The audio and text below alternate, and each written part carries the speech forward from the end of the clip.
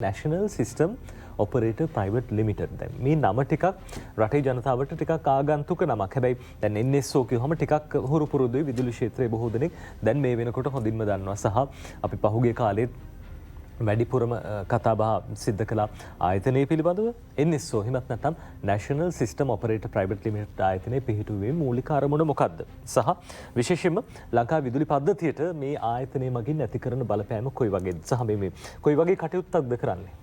ඔව් සුබ දැසනක් ඔබ සමටම හොඳ ප්‍රශ්නයක් ඇහුවේ. මම මේකට මේ ප්‍රවේශයක් ලබා ගන්නම් මේ මෑත කාලයේදී සිදුවෙච්ච විදුලි ප්‍රතිසංස්කරණ කාර්යභාරය තුලින් ඇත්තටම ලංකා විදුලි බල මණ්ඩලය 1969 ඉඳන් මේ දක්වා 2020 වසර දක්වා ලොකු සේවයක් මේ රටට කරපු ආයතනයක්. ඇත්තටම මම හිතන්නේ 1969 දී රජයේ ලංකාවේ ජනතාවගෙන් 10%කට වගේ ගානකට තමයි විදුලිය තිබුණේ. මේ වෙනකොට මම හිතන්නේ 100%කට මේක ලබා දීලා තියෙනවා විදුලි බල මණ්ඩලය තුලින්. ඒ වගේ ලොකු කාර්යභාරයක් කරපු ආයතනයක්. හැබැයි පහුගිය කාලය ඇතුළත ඒ කියන්නේ මේ මෑත කාලය කියන්නේ පහුගිය අවුරුදු 10 විතර වෙනකොට විදුලි බල ක්ෂේත්‍රයේ ලොකු මේ තාක්ෂණික වෙනස් වීම ගොඩක් වුණා. ඇත්තටම මේ පුනර්ජනනීය බලය කියන එක මේ ඒ වගේම මේ අපි කියනවා ඒවට මේ distributed energy systems ඒ කියන්නේ පොඩි මේ වහල මත සවි කරන ලද solar panels ඒ වගේ මේ දැන් battery systems අලුතෙන් ඇවිල්ලා තියෙනවා. ඒ වගේ අලුත් තාක්ෂණයන් ගොඩක් ආවා. එතකොට මේ තාක්ෂණික වෙනස් වීමුත් එක්ක මේ ලෝකයේ වෙනස් වීමකුත් එක්ක මේ ආයතනය යම් කිසි ප්‍රතිසංස්කරණ කටයුත්තක් කරන්න මම හිතන්නේ අවශ්‍යයි කියලා රජයන් විසින් තීරණය කළා. පහුගිය රජය විසින් තීරණය කළා. දැන් මේ රජය විසින් එය ක්‍රියාත්මක කළා. එතකොට මේක ඇත්තටම මේකේ ප්‍රධාන බලාපොරොත්තු වුණේ මේ එකක් මේ විදුලි බල මණ්ඩලයේ කාර්ය සාධනය සඳහා වගකීම් පවරන්න ඒ වගකීම් වලට විශේෂිත වූ ආයතන කීපයක් ස්ථාපිත කිරීම. ඒ ගත්තාම දැන් විදුලි බල ක්ෂේත්‍රය ගත්තාම මේකේ තියෙනවා විදුලි ජනනය, ඊට පස්සේ විදුලි සම්ප්‍රේෂණය, ඊට පස්සේ විදුලි බෙදා හැරීම, ඊට පස්සේ මේ කාර්යභාරයන් තුනම සම්බන්ධීකරණය කිරීමේ මේ ආයතනයක් තියෙන්න ඕනේ. මේ ආයතන වලට විශේෂිත වූ වගකීම් කාර්යභාරයන් තියෙනවා. එතකොට මේ කාර්යභාරයන් ඒ ආයතන වලින් කොයි විදිහටද සිදු කරන්නේ? ඒවට මේ ආයතන වලට වගවීම ලබා දීම සඳහා ඒ වගේම මේ ආයතන මේ පැහැදිලි ලෙස නියාමනය කිරීමට මහජන උපයෝගිතා කොමිසමට අවශ්‍ය දත්ත ඒ වගේම අවශ්‍ය විස්තර ඒ වගේම මේ ආයතනවල අධ්‍යක්ෂක මණ්ඩලය සහ කළමනාකරීත්වය ඒවට අදාළ වගකීම් වලට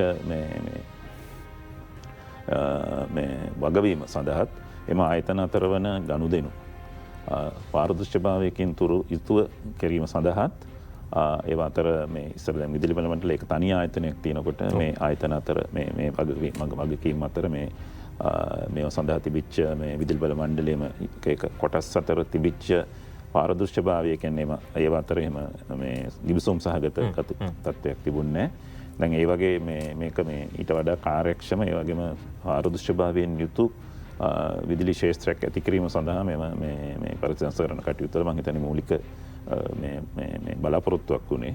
ඒ මගින් මේ විදුලි බල ක්ෂේත්‍රයේ කාර්යක්ෂමතාවය වැඩි කළා.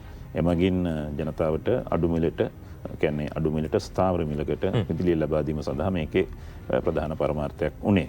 හොඳයි. එතකොට NSO ආයතනයකට එනකොට එතකොට NSO ආයතනයේ ප්‍රධාන වගකීම වෙන්නේ මම අර කලින් කියපු ජනනය සම්ප්‍රේෂණය සහ බෙදා හැරීම අතර සම්බන්ධීකරණ කටයුතු කිරීම තමයි NSO ආයතනයේ කෙටියෙන් කියනවා නම් තියෙන්නේ. එතකොට මේ සඳහා අපිට ප්‍රධාන වගකීම් කීපයක් තියෙනවා.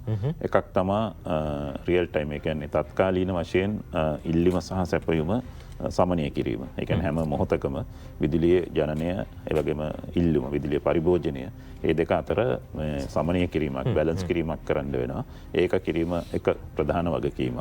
අර පද්ධතිය ස්ථාවර කරගන්න නැතුව අපිට හුරු පුරුදු වචනේ ස්ථාවර කරගන්න නැතුව ඒක මෙතුමාගේ නායකත්වයෙන් තමයි කරන්නේ.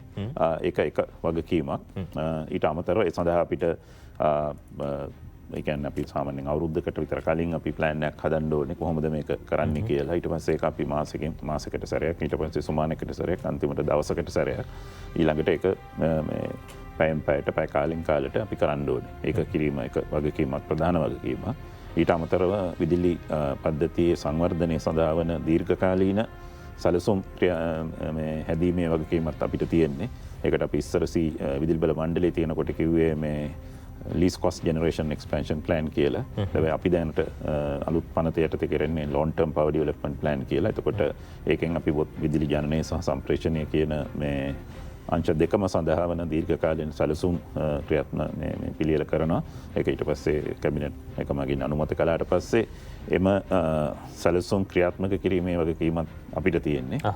NSO ආයතනයේට. ඒ කියන්නේ දැන් අපි ජනනය සඳහා අපිට අලුතෙන් බලාගාර ගන්න ඕන නම් ඒ සඳහා ධාරිතාවයන් ගන්න ඕන නම් ඒවා ලන්සු ගැනීමේ ක්‍රියාමාර්ගයක් තුලින් අඩුම මිලට ලබා ගැනීමට අපිට මේ වගකීමක් තියෙනවා. ඒ වගේම සම්ප්‍රේෂණ පද්ධතිය සඳහා වන ආයෝජන ඒ විදුලි රැහැන් ඒවා මේ ඒ අවශ්‍ය ප්‍රමාණයට අවශ්‍ය විදිහට මේ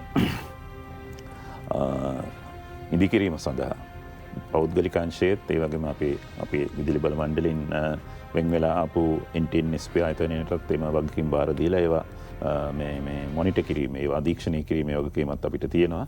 ඊළඟට දැන් විදුලි බල ශාස්ත්‍රයේ ආයෝජනය කරලා තියෙන පුද්ගලික අංශයේ සමාගම ඒ වගේම අපේ විදුලි බල මණ්ඩලයෙන් වෙන් වෙලා ආපු විදුලි ජනන සමාගම ඒවෙන් විදුලිය මිලදී අරගෙන ඒ සඳහා ගිවිසුම් ගත වෙලා ඒවා මිලදී අරගෙන එම විදුලිය විදුලි බෙදා හැරීමේ සමාගම් වෙත විකිණීමේ වගකීමක් අපිට තියෙන්නේ. එතකොට කෙටි වශයෙන් ගත්තොත් විදුලි බල ශාස්ත්‍රයේ මේ මම හිතන්නේ අර නිකන් හાર્ට් එක වගේ තියෙන මේ NSO ආයතනය මෙතනින් තමයි ඔක්කොම මේ කෝඩිනේට් වෙලා සම්බන්ධීකරණය වෙන්නේ.